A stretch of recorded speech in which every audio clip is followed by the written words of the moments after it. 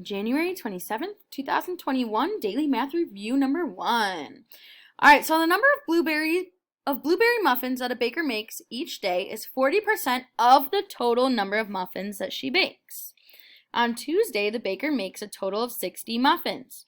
How many blueberry muffins does the baker make on Tuesday? All right, so we know that the number of blueberry muffins that she makes each day is 40% of the total. So the total number that she makes, though, here is 60 muffins. So how many are blueberry? So first of all, we know that 40% is going to be 40 out of 100. If my pen wants to write. There we go. So 40 out of 100.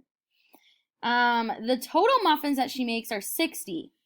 Now, we don't know how many muffins are blueberry. That's what we're trying to figure out. We're trying to figure out how many are blueberry. So, what we're going to do is now we're going to be able to solve for our x. 100 times x is going to be 100x. 60 times 40, 106 times 4 is 24. Then I'm going to put those two zeros. Now, the x is saying, I love you 100, but you got to go to the other side of our equal sign. So we need to divide you out because we need to do the opposite of what we're doing right now, which is being multiplied, and the opposite is division. So we're going to divide both sides by 100. 100 divided by 100 is just going to be x. Well, it's just going to be 1, which will keep our x there.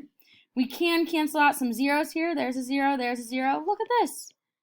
We have 24 divided by 1. Well, I know 24 divided by 1 is 24.